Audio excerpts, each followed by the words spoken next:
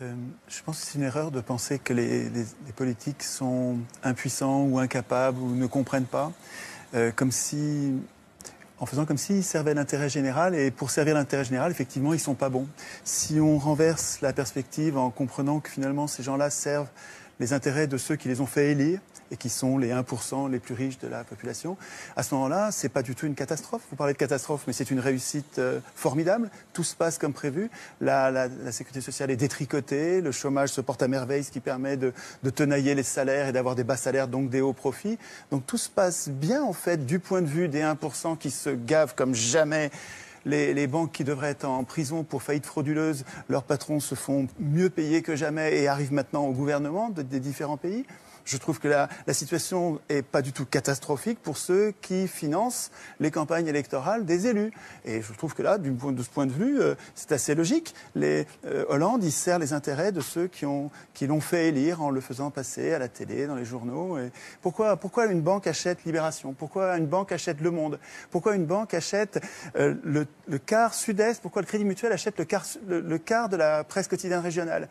C'est pour gagner les élections. Et ensuite, les élus rendent des comptes à ceux qui les font élire. Le problème, c'est que nos élus ne doivent rien aux électeurs. Que vous votiez ou vous votiez pas, c'est pas vous, ce sera un autre. Ceux qui vont voter, c'est ceux qui regardent la télévision, qui sont pas politisés. Il faut qu'ils passent beaucoup à la télévision. Vous regardez les curseurs, c'est incroyable la similitude qu'il y a entre les courbes de passage à la télé et les résultats aux élections. Il suffit de monter les curseurs des challengers, vous les montez à 10, 15%, ça va donner l'impression de la pluralité. Et puis les deux partis qui ont la même politique de droite dure, qui s'appelle gauche et droite, mais en fait ils ont la même politique pour les industriels et les banquiers, les multinationales en fait. Mais vous les mettez au curseur plus haut et ils vont être élus l'un ou l'autre, en fait, peu importe, ils vont faire la même politique. Alors évidemment, les gens sont gentils, ils croient les candidats au moment des campagnes électorales, et c'est notre gentillesse qui fait la déception après. Mais enfin, après 200 ans d'échec du suffrage universel, qui permet aux riches d'acheter le pouvoir politique, depuis qu'ils écrivent les constitutions, ces gens-là ont mis en place un système, d'abord censitaire, là au moins c'était clair, et ensuite universel quand ils sont aperçus. Tocqueville disait très tôt, donc début du 19e siècle, il disait « Je ne crains pas le suffrage universel, les gens voteront comme on leur dira ». Et ça fonctionne très bien. Donc, le fait de désigner des maîtres au lieu de voter des lois est une imposture politique. Nous ne sommes pas en démocratie. En démocratie, nous voterions nos lois. Nous-mêmes, un homme, une voix pour voter les lois, pas pour désigner des maîtres. Le fait de nous imposer de désigner des maîtres est une supercherie. Ça donne un résultat plutocratique avec les riches qui dirigent depuis 200 ans. Alors aujourd'hui, on arrive dans une crise parce que le capitalisme n'arrive pas à verser suffisamment de salaire pour vendre leur camelote. Alors effectivement, ils prétendent que le système est en crise comme si c'était un accident. Mais ce n'est pas du tout un accident. Les choses se passent comme d'habitude, avec une impuissance politique. Vous avez raison sur l'impuissance politique, mais cette impuissance politique, elle est programmée. Il y a un endroit où il est écrit que le peuple n'a aucune puissance. Ça s'appelle la Constitution. Le problème, c'est que tout le monde s'en fout. Nous nous foutons de la Constitution. C'est bien fait pour nous. C'est pas la faute des affreux qui dirigent, c'est notre faute à nous de ne pas écrire notre Constitution dans laquelle nous prévoirions notre puissance. Le référendum d'initiative populaire, les élections sans candidat ou les élections avec des primaires et avec l'impossibilité pour les condamnés de se représenter, etc.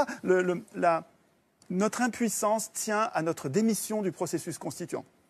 Et tant qu'on bavarde sur ce que font les représentants politiques qui sont les représentants des riches, on passe à côté de la cause de nos problèmes. Donc il me semble qu'en recentrant en recentrant la réflexion sur la cause de nos problèmes, on arrive à trouver des solutions. Et à mon avis, votre raisonnement, qui est intéressant, pêche, à mon avis, de deux façons. La première, c'est de croire que les élus sont tous les mêmes et représentent les mêmes intérêts, ce qui est évidemment faux. Dites ça à un militant communiste et dites ça à un militant du Front National, s'ils sont les mêmes, vous verrez ce que vous entendrez.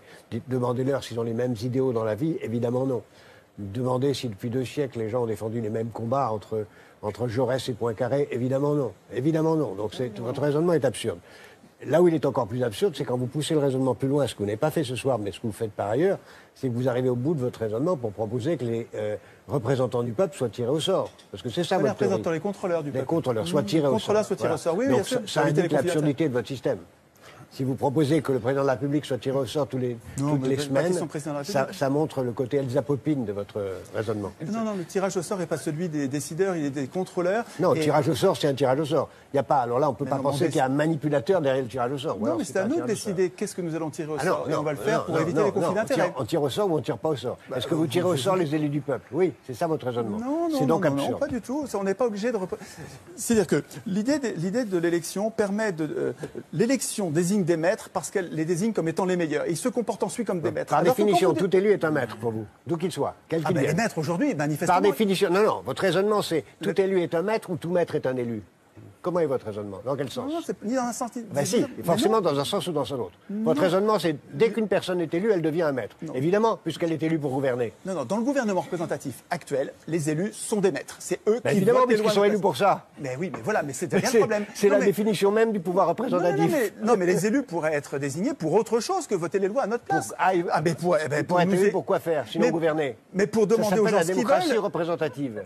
Oui, mais la démocratie représentative, c'est justement un oxymore intenable. La démocratie représentative est un oxymore. Poussons au bout votre une contradiction dans les termes qui rend impossible la seule chose la démocratie. qui convient, c'est le gouvernement d'un village par le village, ou alors au hasard, on tire au sort les gens qui gouvernent selon leur fantaisie toutes les semaines. Non, mais vous avez on peut parler sérieusement sur autre chose. Un gouvernement du village par le village.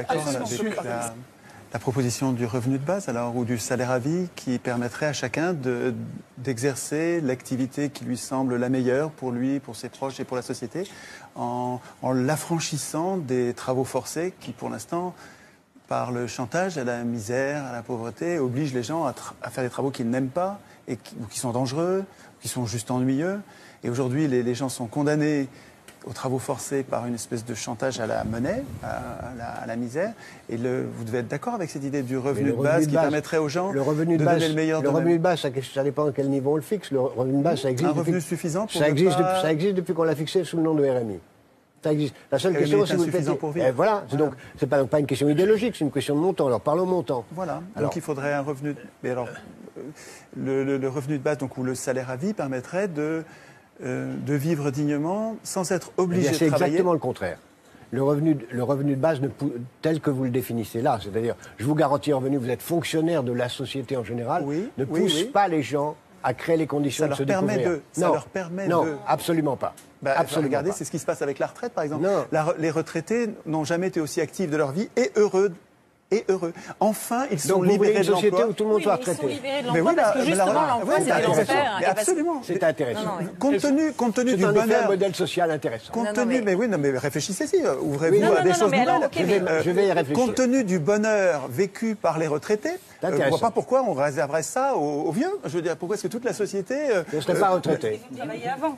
Ils sont heureux parce qu'ils sont enfin libérés de l'emploi.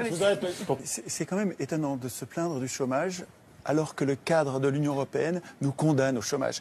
Le fait de nous imposer une banque centrale indépendante dont la lutte unique est contre l'inflation. Quand on se bat contre l'inflation, on le paye en chômage. Il n'y a pas... tous les banquiers du monde le savent. Mais c'est le contraire. Mais c'est le contraire. C'est écrit dans les statuts, tant dans la Banque centrale américaine que dans les statuts de la Banque centrale européenne. Elle se bat juste contre l'inflation. Absolument pas. Si vous aviez lu son statut, vous sauriez que la mission de la Banque centrale européenne, c'est de lutter contre l'inflation et pour la croissance. Pas du tout. Ça, vous confondez avec l'américaine. Non, monsieur, vous n'avez pas lu les statuts. C'est une blague.